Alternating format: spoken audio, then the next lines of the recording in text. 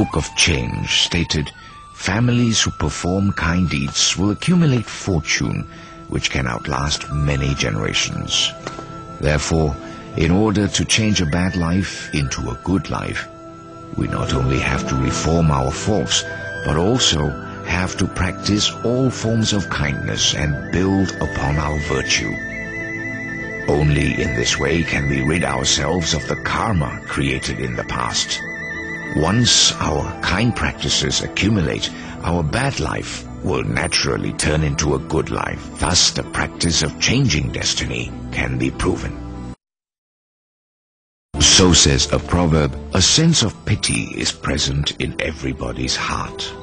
Zicheng Yang from Zhejiang province is another example. Zicheng worked as a member of the clerical staff of the county courthouse. He was a kind, humane, and law-abiding man. Once, the county magistrate punished a criminal by beating him until he fell, and his blood spilled out onto the ground. Beat him! I've been wrong, Your Honor. I've been wrong. Beat him again! Please. I've been wrong, Your Honor. I didn't do it. Beat! I've been wrong, Your Honor. You cunning fellow! Very daring! Beat him! I've been wrong, Your Honor. I didn't do it. Beat him again! Beat him again!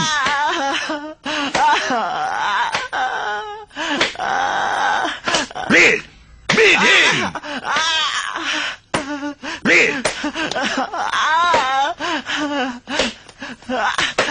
Your Honor, please remain calm. Please stop beating him. It's all right for you to bleed.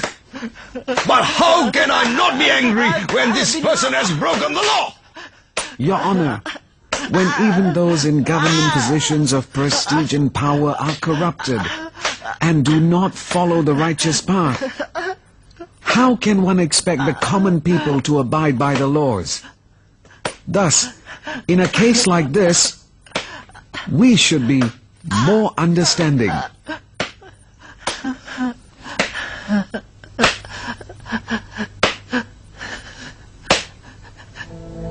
Although Zicheng came from a very poor family, he never took any bribes. If the prisoners were short of food, he would always take food from his own home, even if it meant going hungry himself. This practice of compassion never ceased, and eventually Zicheng had two sons who both became very prominent and held important government positions. Even the descendants of the Yang family remained prominent for a long time as well. So says a proverb, loving all living things is a virtue of heaven. Here is another true story that happened during the Ming Dynasty. Once, an organization of bandits appeared in Fujian province. The emperor appointed General Xie to lead the imperial army to pacify them. General Xie wanted to make sure that the innocent people were not accidentally killed in the hunt for bandits. So, he managed to obtain a list of those who belonged to the organization and commanded that a white flag be given secretly to those who did not belong to the bandits. They were told to place the flag on their door when the imperial army came to town, and the soldiers were ordered not to harm the innocent. With this one thought of kindness, General Xie saved nearly 10,000 people from being killed. Later, his son placed first on the imperial exams, and he later became the Prime Minister. His grandson also placed highly on the exams. His whole family thus attained high positions and great wealth. Another legend happened to the Lin family from Putian County in Fujian province.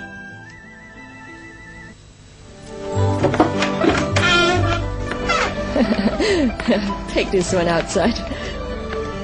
Hi. Don't worry, everybody. Everybody, you will get a share. Don't worry. Everybody will get a share. Don't scramble. Yes, this one for here. you. This one for you. Over yeah, here. take some carefully. Yes, this Don't one for drop you. it. Yes. Yeah. Hold properly. Don't drop it. Don't drop it. Take some for yourself. Come again next time. All right. Take over. Yes. Take some. Okay. Yes. Take Goodbye. carefully.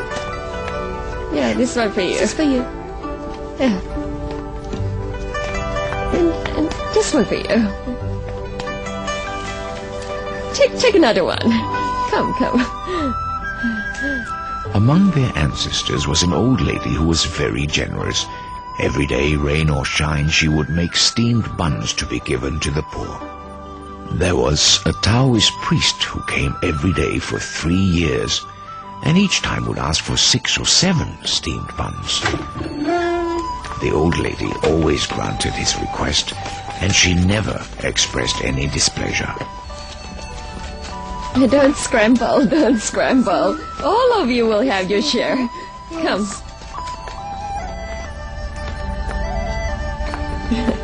Madam Lin? You are... I have eaten your steamed buns for 3 years. Perhaps I can show my gratitude this way. On the land behind your house, there is a good place to build the ancestral grave. And if you're placed there in the future, the number of your descendants who will have imperial appointments will equal the number of seeds in a litter of sesame seeds. Really? Oh, thank you for your kind guidance. Don't mention. Since you're sincere in helping people, you should receive good retribution. That's a blessing. When the old lady passed away, the Lin family followed the Taoist's suggestion and buried her at the designated place. The first generation after that, 9 men received imperial appointments. From here we can see that one's charitable deeds and accumulated merits will really benefit one's descendants.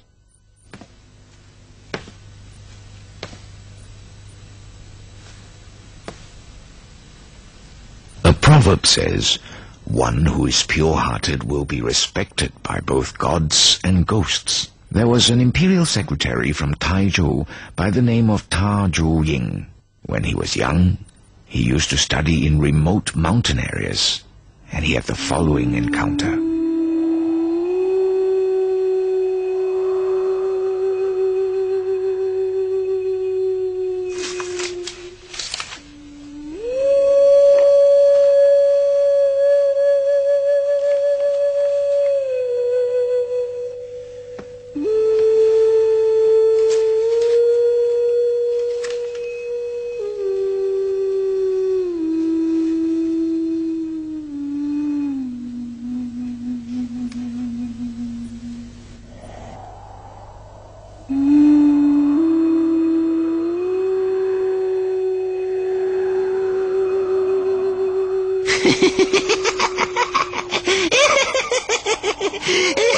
Here's your opportunity. There's a village woman whose husband left home a long time ago and has not returned. Her in-laws think that their son is dead and are forcing her to remarry.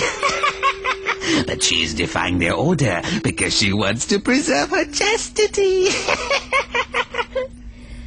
That's right. Tomorrow night she's going to commit suicide by hanging herself here. And will replace me so that I can be reborn again.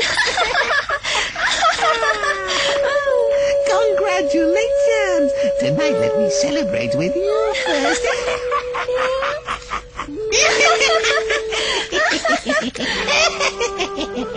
No. I must try to save the woman.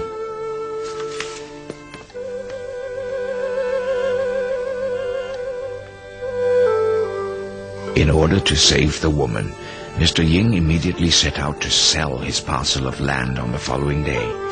He obtained 4 liangs of silver and made up a letter from the daughter-in-law's husband, and sent it to her home along with the silver.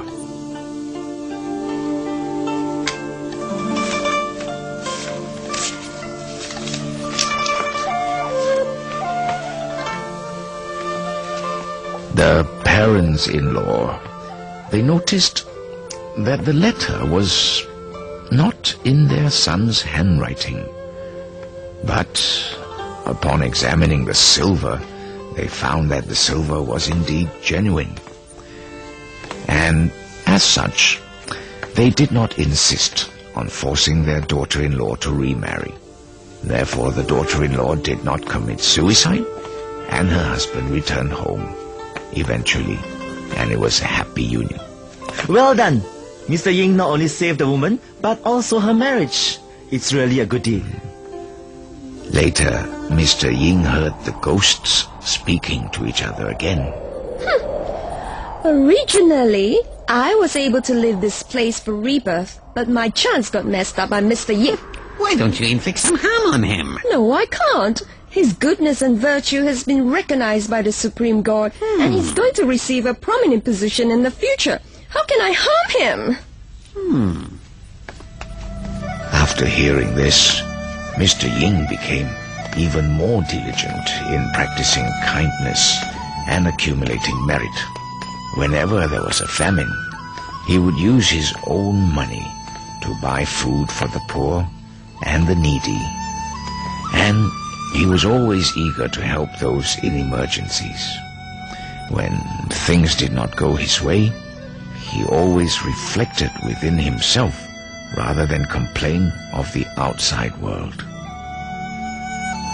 Even today, his descendants are still very prominent. Another example is Kong Si Tu, who lived in Jiaxing County, Zhejiang Province. Another example of attaining good outcomes from practicing kindness is someone who is a distant family of our Yuan clan. Is it so? Who is he then? He is Ping Bao, who lived in Jiaxing. Ping was the youngest of the 7 sons of the magistrate of Qizhou, Anhui Province. He was sought into marriage by the Yuan family at Pinghu County. Ping Bao was very knowledgeable and talented, but he was never able to pass the exams. Once, while traveling on one of his many journeys to Lake Liu, he was caught in very heavy rain.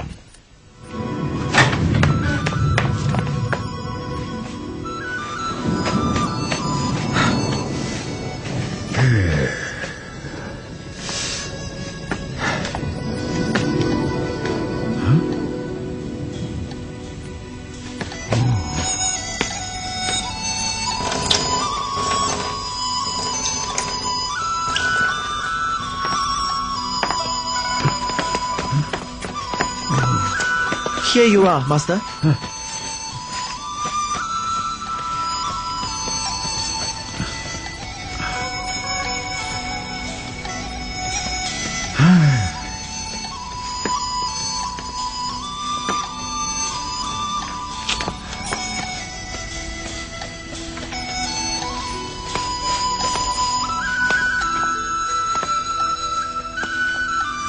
Amitabha, Mr. Bao. Abbot, I don't have the heart to allow the statue of Guanyin Bodhisattva to be defaced by the rain and dust. Could you use these 10 liangs of silver to have the temple repaired? Oh, I'm sorry. Repairing the temple involves a big project, and your silver is insufficient for this purpose, so I'm afraid that it is very difficult to fulfill your wish. Master, don't give any more. This is a whole family belongings. As long as the statue of Guanyin Bodhisattva remains undamaged, I don't care if I have to go without clothes. Abbot, please take my humble offering. Amitabha, to give up money and clothing isn't a difficult deed to accomplish, but your deep sincerity is truly rare and precious to encounter. Amitabha. Please don't mention it. I have to make a move now. Thank you.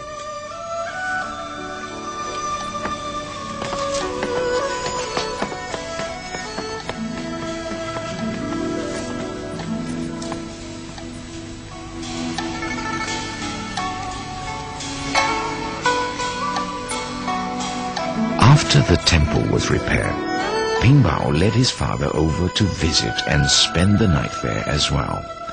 That night, Ping dreamed of the Dharma protector of the temple who had come to thank him, saying to him that since he had accumulated these merits and virtues, his children and descendants would enjoy having imperial appointments for generations. Later on, his son and grandson both passed high examinations and were appointed as senior imperial officers.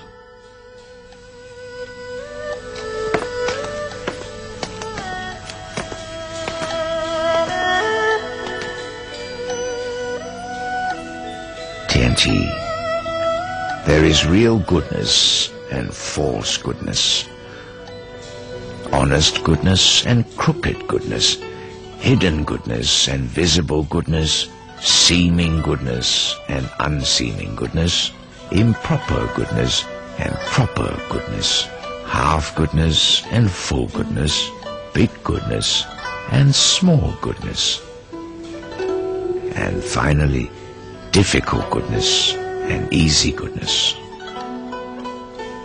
These different types of goodness each have their own reason, which should be carefully learned and understood. If we practice kind deeds, but do not learn the way to differentiate between right and wrong, we may end up doing harm instead of good. Now, I will explain the different types of goodness one by one. Once upon a time, in the Yuan dynasty, a group of scholars went to pay homage to eminent monk master Zhongfeng, who was advisor to the emperor on Tianmu mountain.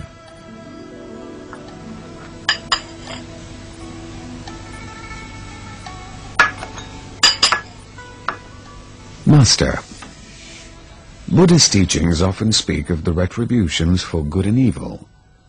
They say it's like the shadow following the body wherever it goes. This is saying that doing good will always have its rewards, and doing evil will always have its punishments. Then why is it that there are people who practice kind deeds, but their families and descendants are not prosperous and successful?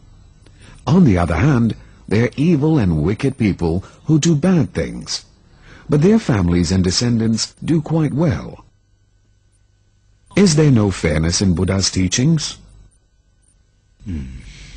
Ordinary people are blinded by worldly views. They have not cleansed their minds of impurities and cannot see with true perception.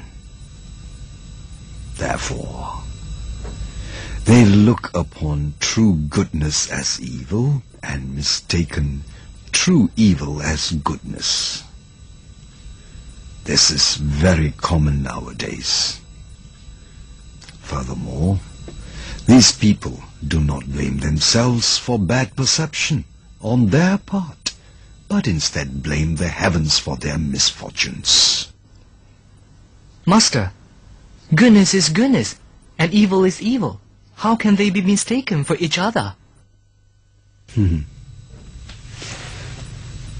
Could each of you express your opinions on what is good and what is evil? Master, to yell at and beat others is evil. To respect and treat others well is good. Well, not necessarily. Being greedy for wealth and taking another's money is evil. Not being greedy and abiding by proper way is good. Not necessarily. So, what is really considered good and what is really considered evil? To do things with the intention of bringing benefit to others is good. To do things for the sake of oneself is evil. If what you do is for the sake of benefiting another, then it does not matter if you yell at him or beat him. That is still considered good.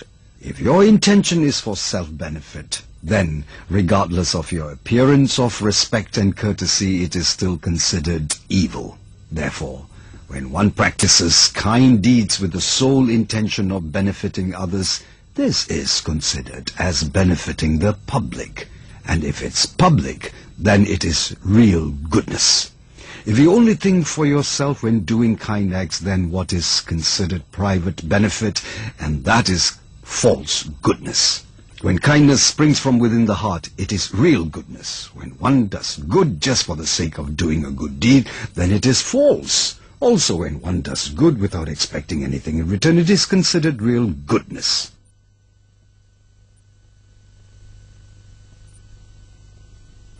When one practices kind deeds for some other purpose than to benefit others, it is false.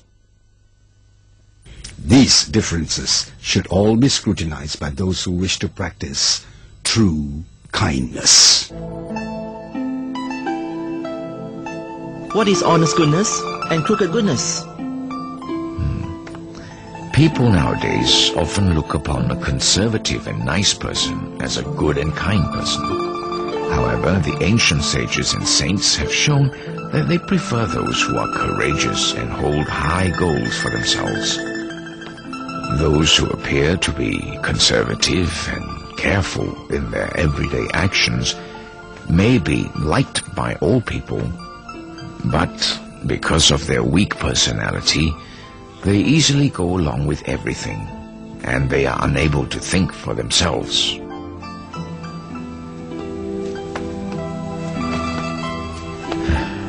From this, we can see that the viewpoint of common folk greatly differs from that of the sages, whose view is similar to that of the heaven, earth, gods, and spirits. Therefore, those who wish to accumulate merit should practice with a true and humble heart, not for the purpose of pleasing others. Honest goodness comes from the thought to help all others, and crooked goodness arises from the thought of greed in wishing only to please people. Therefore, if you wish to help all people, that is honest goodness. But if it is because of greed you please people, it is crooked goodness. Father, what is hidden goodness and visible goodness? When one does something good and people know about it, it is called visible goodness. When one does something good and no one knows about it, it is called hidden virtue. Those with hidden virtues will naturally be known by the heavens and will be rewarded. Those who practice visible goodness are known by people and they enjoy fame.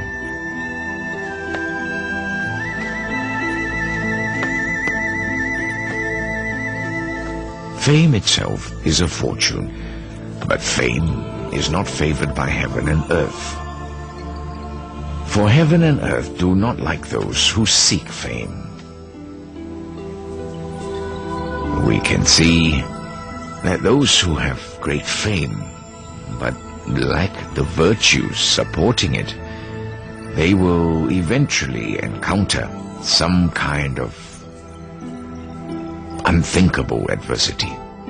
A person who truly has not done any wrong but continues to be falsely accused by others will have descendants who will suddenly become very prosperous and very, very successful. But then, why is there a saying that what seems to be goodness but is actually not? In the spring-autumn period, there was a country named Lu, because there were other countries which took their citizens as slaves.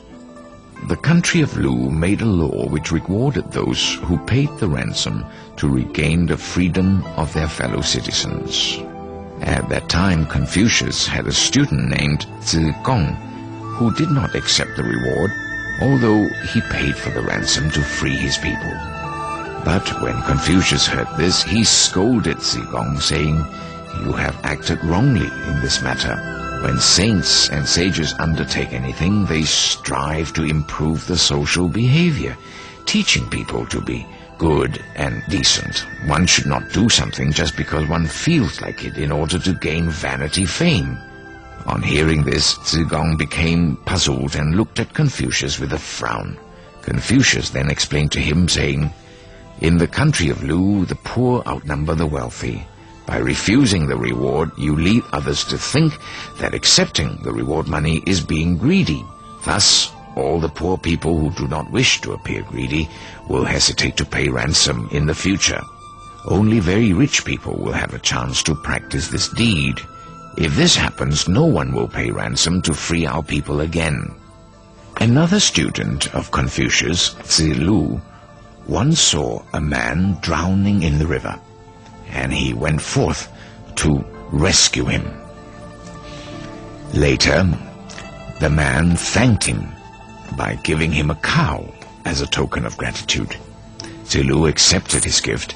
Confucius was happy when he heard this and said, "In the future, people will be willing and eager to help those who are drowning in deep waters or river." If we look at these two examples from the view of common people, Zigong, who did not accept the reward money, was good, and Zilu, who accepted the cow, was not as good. Who would have known that Confucius praised Zilu instead and scolded Zigong? From this we can see that those who practiced kind deeds must not only look at the present outcome, but should also consider effects of the act in the long run. One should not only consider one's own gain and losses, but should look to see the impact made on the public. What we do right now may be good, but with passing years it may inflict harm upon others. Therefore, what seems like goodness may in fact be the opposite, and what appears to be the opposite of goodness may someday turn out to be goodness done after all. Father, what is improper goodness and proper goodness? In the Ming dynasty, there was once a prime minister named Wen Yi-liu, who, when growing old, retired to his hometown, where he was loved and respected by all. Once, a drunken villager proceeded to insult him. Mr. Liu thought that since he was drunk, he would not want to bother about the latter. A year later, the same man committed a grave crime and was sent to jail with the death sentence. Upon hearing this, Mr. Liu said with great remorse, "If I had taken him to the authorities for punishment that day when he came to insult me, perhaps this would not have happened. A little discipline then could have prevented the great harm done now and might have saved him from certain death." This is an example of doing something bad while having good intentions. There is also an example of those who did good when they in fact intended otherwise. Once a famine ravaged the land, and people stole food from others in broad daylight. A rich family reported their stolen losses from the marketplace to the authorities, but the government did not want to get involved and did nothing to stop the people. Eventually, the people grew more daring, and chaos was imminent. So the rich took the law into their own hands and proceeded to catch and punish those who stole from them.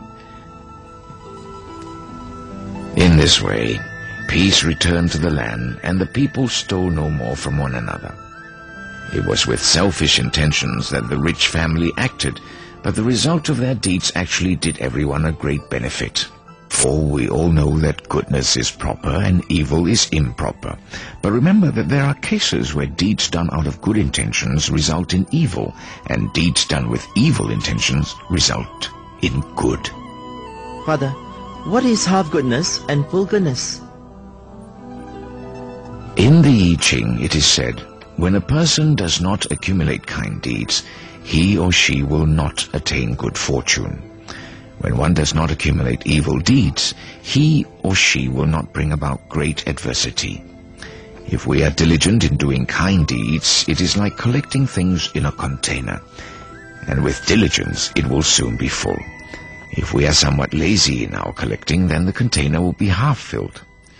This is one explanation of half goodness and full goodness. Once upon a time, there was a poor lady. This lady went to visit a Buddhist temple and wished to make a donation. However, she was so poor that she had only 2 cents, so she gave these to the monk.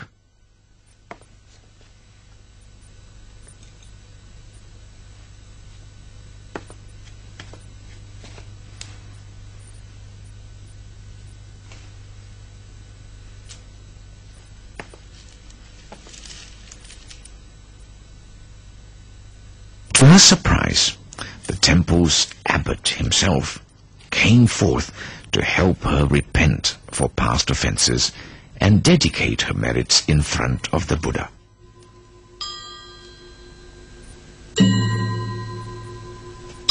The lady was very touched by his move.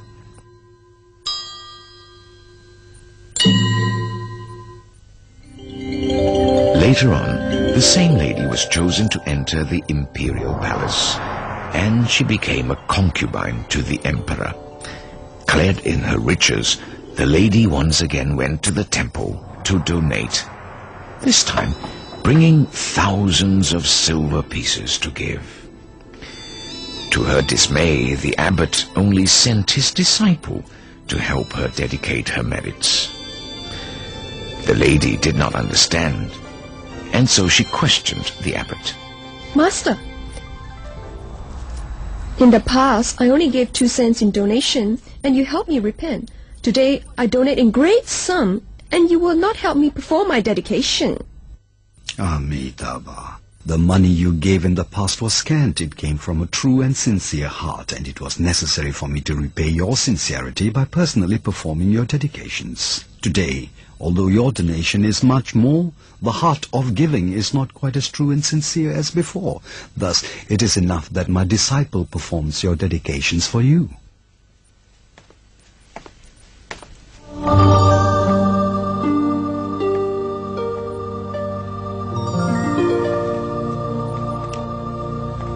This is an example of how thousands of silver pieces are only considered as half goodness and 2 cents as full. Do you understand? Another example is of Li Zhong, an immortal of the Han dynasty. He was teaching his student Dongbing Liu the art of transforming iron into gold. They would use this gold to help the poor. Dongbing asked his teacher, "Will the gold ever change back to iron again?" Li Zhong then answered him saying, "After 500 years it will return to its original form." Dongbing then shook his head saying, "In this case I don't want to learn this art. It will harm those who possess the gold 500 years from now." Li Zhong then smiled and said, "To become an immortal, one must complete 3,000 virtuous deeds. What you have just said came from a truly kind heart. Your 3,000 deeds are fulfilled." When we perform a kind deed, it is best if we can do it out of our innermost sincerity, not seeking rewards or noting in our minds how much we have done. If we practice thus, then all our good deeds will reach fulfillment and success. If instead we always think of the deeds we have performed, looking for a reward of some kind, then no matter how diligently we practice in an entire lifetime, the deeds will still be considered half goodness. For example, when we donate money to the poor, we can practice what is called pure donation. In this type of giving, we do not linger on the thought of I, who is giving, or dwell on the importance of the object I am giving away, or think of who the receiver is. We are simply giving, and it is out of true sincerity and respect. When we give with pure donation, then 1 dew of rice can bring boundless fortune, and the merit from giving 1 cent can wipe away the transgressions of 1,000 eons.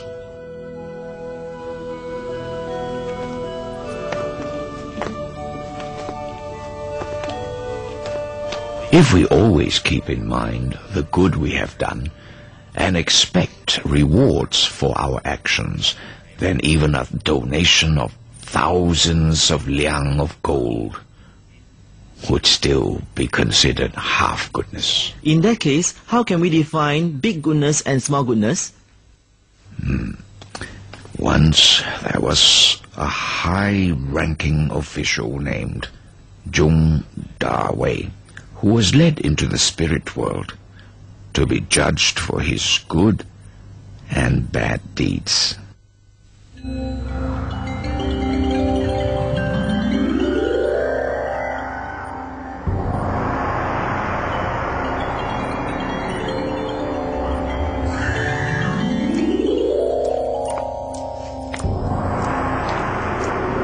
Don't be alarmed.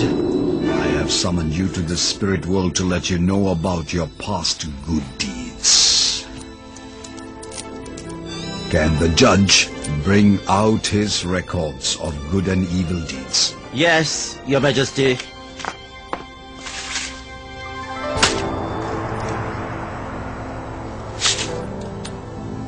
Your Majesty, I'm younger than 40 years of age. How could I have attained such a bad record? When you have a single thought that is improper, it is considered a bad offense there and then. It does not have to be carried out through action to be counted as wrong. For example, when you see a pretty lady and give rise to improper thoughts, that is an offense. Weigh his scroll of good and evil deeds. Yes, Your Majesty.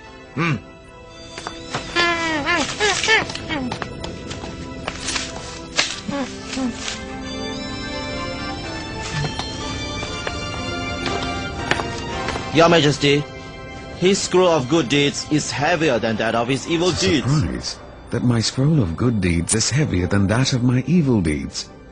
I can't really recall what major good deeds I've done. Have you really forgotten about it? Once the Emperor planned to build a great stone bridge.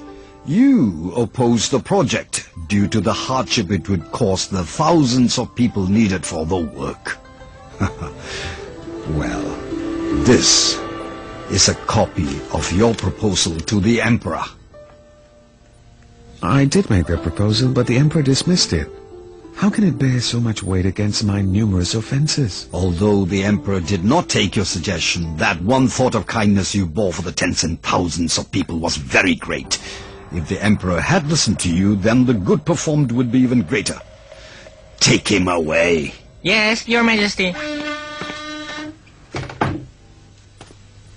Therefore, when one is determined to do good for the benefit of all people, then a small deed can reap great merits. If one thinks only about benefiting oneself, then even if many deeds of kindness are performed, the merit would still be small. What is difficult and easy goodness? The knowledgeable scholars of the past used to say, when one wishes to conquer one's greed and desires, one should start with the most difficult to overcome. We should practice like the old teacher Mr. Su of Tianqi, who gave 2 years' worth of salary to a poor man to pay for the fine to the government. Thus he saved the man and his wife from being torn apart, should the husband be taken to prison. Another example is Mr. Zhang from Hebei, who saw an extremely poor man who had to mortgage his wife and child and had no money for their redemption. If he was unable to pay for their return, the mother and child could both lose their lives. Yet another example is Mr. Jin from Chenqiang, Jiangsu province. He was old and without any sons, so his neighbor offered their young daughter in marriage to him to give him descendants to carry on his lineage. But Mr. Jin could not bear to ruin the otherwise bright and long future of this young girl, and so refused the offer and sent her back home. This is another example of being able to overcome what is most difficult to conquer in oneself. Therefore, the heavens showered down fortune, which was especially good for these 3 old men. It is easier to accumulate merit and virtue for those who have money and power than for those who are poor. But if one refuses to cultivate kindness, even when it is easy and one has the chance to do so, then it would truly be a shame. For those who are poor and without prestige, Doing kind things for others is a great difficulty. But if in this difficulty one can still manage to help others, then it is a great virtue, and the merits gained would be boundless. In being a moral person and dealing with affairs, we should help others whenever the opportunity presents itself. You should know that helping others is not such an easy task, and that there are many ways to do it. In short, the ways of helping others can be simplified into 10 important categories. Father, what are these 10 categories? Go and get ready the brush and ink before you take them down.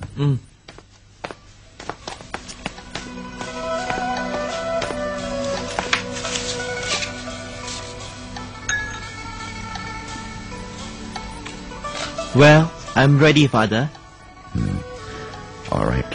The first is supporting the practice of kindness. When we see the people trying to do a little kindness, we should assist them in their deeds and help their kindness grow. When we see others who wish to do good but cannot accomplish it on their own, we should lend a hand and help them succeed. This is the way we can cultivate supporting the practice of kindness. The second category is harboring love and respect. We should harbor respect towards those who are more knowledgeable, older, or of higher status than we are.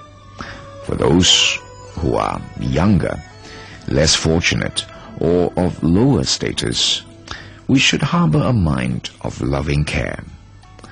The third category is helping others succeed. When we see a person who is considering whether or not to do a good deed, we should persuade him to put all his efforts into doing it. When others meet with difficulties in practicing kindness, we should help think of ways to overcome the difficulty and guide them to success. We must not be jealous at the accomplishments of others, nor try to sabotage their good acts. The fourth category is persuading others to practice kindness. When we meet a person who is doing evil, we should tell him that doing evil will only result in great suffering and painful retribution, and that he must avoid doing evil at all costs. We should tell people who refuse to practice kindness or are only willing to practice a little kindness that doing kind deeds will definitely have its rewards, and that kindness not only has to be cultivated, but must be cultivated constantly and on a large scale. The fifth category is helping those in desperate need. Most people tend to give when there is no need to give, and refuse to give when there is really a need. When we meet people who are in great difficulties, emergencies, or dangers, we should lend them a hand and help in whatever way we can to bring them out of their difficult times. The merits accrued from helping others in times of desperate needs are boundless indeed. However, one should not become proud and conceited for doing such deeds. The sixth category is developing public projects for the greater benefit of the people. Projects which will bring great benefit to the public usually have to be performed by those with great influence and power. If a person has this capacity, such as rebuilding the water system or assisting a disaster area, then he ought to do it for the benefit of the general public. The seventh category is giving through donation. People of this world love, seek, and even die for money. Who is actually willing to help others by giving their own money away? When we recognize the difficulty involved in donation, we can come to appreciate the rarity of the man who is willing to give for the purpose of helping others in need. He is an even greater man in the eyes of the poor. The eighth category is protecting the proper teachings.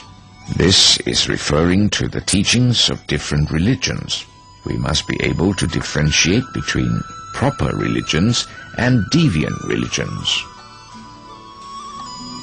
Teachings with proper wisdom and views, such as that of Buddhism, which promotes kindness and goodness in society, should be supported. If one happens to see others in the act of destroying such proper teachings, one must put forth a complete effort to protect and uphold these teachings. The 9th category is respecting our elders. Anyone who is deeply learned, knowledgeable, has high prestige, or is older than us is considered to be an elder and should be highly regarded and respected.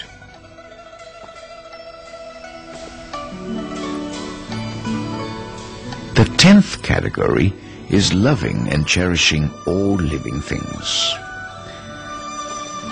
We should feel sympathy for all living creatures, even the tiny ants, which know of suffering and are afraid to die. How can we kill and eat beings and not feel the least sorry? There are countless good deeds which I am unable to mention here one by one. Let it be sufficient for me to say that you will be able to accumulate many merits if you deliberate on the above 10 categories of helping others.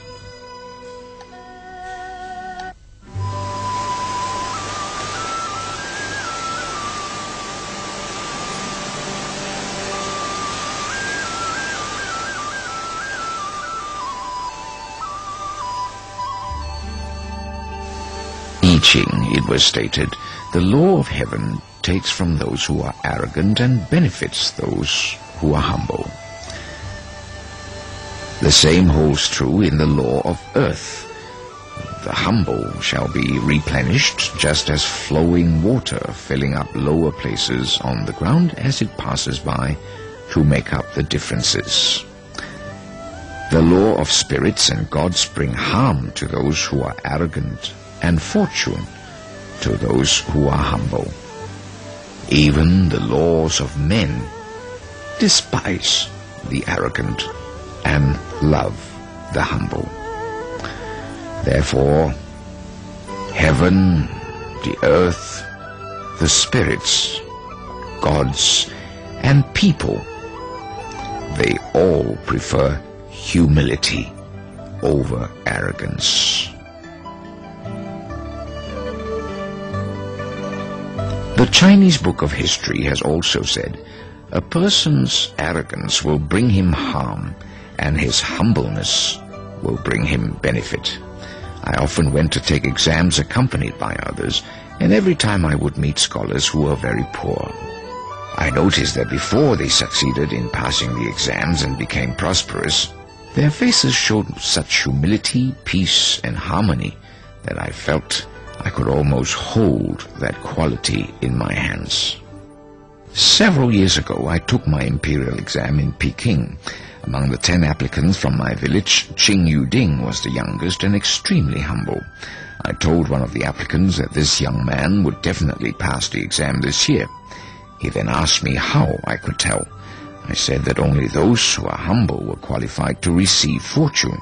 Sure enough, when the test results came out, Qing Yuding passed the exam. Kai Chi-feng from Chikiang, Huang Yuanzhao, and Jian Shuhia from Shantung only managed to pass their imperial exams after they carried themselves in a humble way, which was an immense change from their proud and arrogant ways in the past, when they failed in their exams several times in succession. However, there was a scholar named Wei Yanchang from Jiangying who was very learned and wrote good essays. He was very well known among many scholars. One year he took his exam, and when the test results were posted, he found that he had not passed the exam.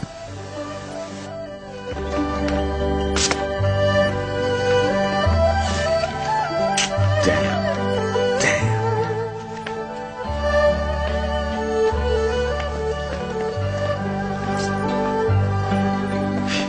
Hey, you!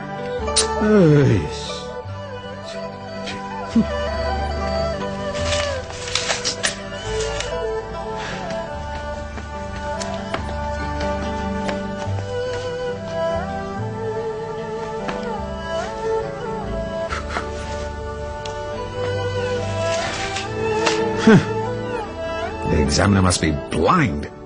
I am so talented, and am a master in writing poems and essays. How could he have failed me? This is such an injustice! What are you laughing at? I'm laughing at your ignorance. The apparent reason for your failure in exam is that your essay must not be good.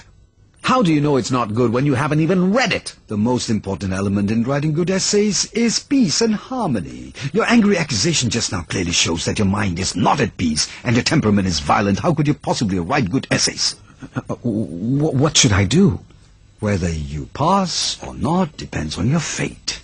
If you're destined not to pass, then no matter how good your paper is, you will still fail the exam. You yourself will have to make the few changes. How can I change it if it's predestined? So the power to form your destiny lies in the heavens. The right to recreate it is in yourself. As long as you're willing to do kind deeds and cultivate hidden virtues, there is nothing you ask that you will not receive. I'm only a poor scholar. What good deeds can I possibly do? Practicing kind deeds and accumulating hidden virtues all stem from the heart. As long as you constantly harbor the intent to practice kindness and accumulate virtues, your merits are infinite and boundless. Take the virtue of humility, for example. It does not cost anything. Why can't you be humble and reflect on your own essay instead of blaming the examiner for being unfair? Wei Yanqiang listened to the Taoist monk, and from then on suppressed his arrogant ways. He became very mindful of his own actions and tried not to make mistakes. Every day he put forth additional effort to do more good deeds and accumulate more merits. 3 years later, he dreamed one night that he entered a very tall house and saw a booklet that contained all the names of the candidates who passed the exam that year. He saw many blank lines. Unable to understand what it meant, he asked the person next to him, "What is this?" The person replied, "This is the booklet that contains all the names of the candidates who passed the exam this year." Wei Yan asked, "Why does it have so many blank lines?" The person answered, "The spirits of the underworld check on the candidates every 3 years. Only the names of those who practice kind deeds and do not make mistakes are allowed to appear in this booklet. The blank lines used to bear the names of those who are supposed to pass the exam, but due to their recent offenses, their names have been erased. If for the past 3 years you have been very careful and have exerted such self-control that you haven't made any mistakes, then you would be able to fill this blank. I hope you will cherish this opportunity and take care not to make any mistakes."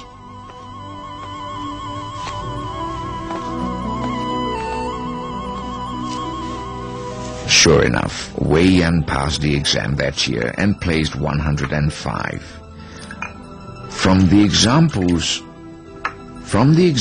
given above, we know that spirits and gods are always watching our behavior from above. Therefore, we must immediately do whatever is beneficial to others and avoid doing whatever is violent, dangerous, and harmful to others. These are all things we can decide for ourselves. As long as we harbor good intentions, and refrain from evil doings, don't offend the heaven, earth, spirits and gods, humble ourselves, be tolerant and not arrogant, then the heaven, earth, spirits and gods will constantly have pity on us. Only then will we have a foundation for our future prosperity.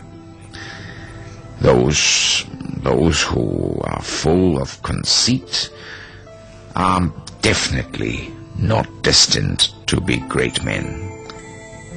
Even if they prosper, they will not be able to enjoy their fortune for long.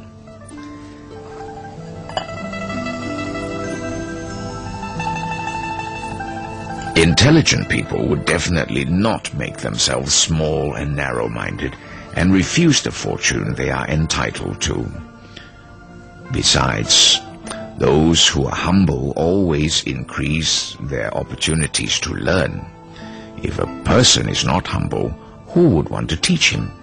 Also, humble people are always willing to learn the strengths of others. When others perform good deeds, the humble person will learn and follow their examples. In this way, the kind deeds humble people accomplish are boundless. For those who wish to cultivate and improve upon their virtues, they especially cannot do without the virtue of humility.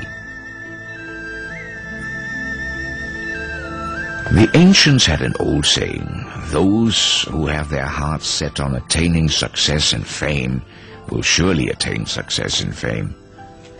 Those who have their hearts set on attaining wealth and position will surely attain wealth and position." A person who has great and far-reaching goals is like a tree having roots. A tree with roots will eventually sprout into branches, flowers, and leaves. A person who has set down great and far-reaching goals must humble himself in every thought and try to relieve another's burden, even if the occurrence is as insignificant as a speck of dust. If you can reach this level of humility, you will naturally touch the hearts of heaven and earth. Furthermore, we are the creators of our own prosperity. If we truly want to create it, we certainly will succeed. Look at the candidates who sought for fame and wealth. In the beginning, they did not harbor a sincere heart. It was only a passing notion. When they fancied it, they sought it. When their interest dropped, they stopped. Mencius once told Emperor Xuanqi, "Your Highness has a love for music, but your love for music is only a personal pleasure. If you can expand from the heart which seeks after personal happiness to that of sharing happiness with all your subjects, and make them just as happy as you are, then surely the nation is bound to prosper." I think it is the same for those who are seeking to pass the imperial exams. If a person can expand upon the heart which seeks to pass the exams to that of diligently doing kind deeds and accumulating merits, putting forth his best efforts to improve his character, then both destiny and prosperity are his to create. Tianqi, do you understand now? Yes, I do, Father.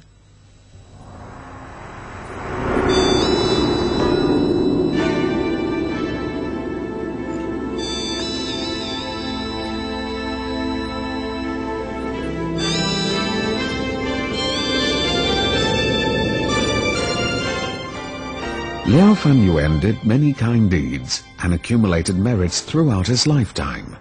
He had also written 4 short essays to advise his son.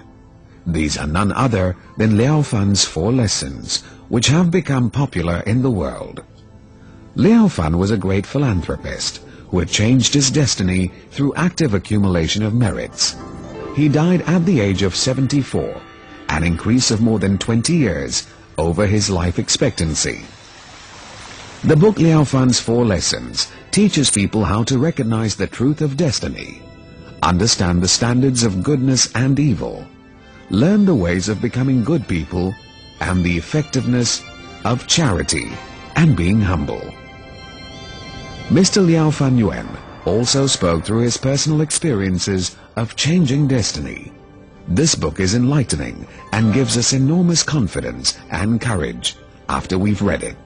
If we can emulate his examples and put them to practice, our educational and professional careers, as well as family life, will be enhanced. It will also be a matter of time before we reach the stage of becoming a sage.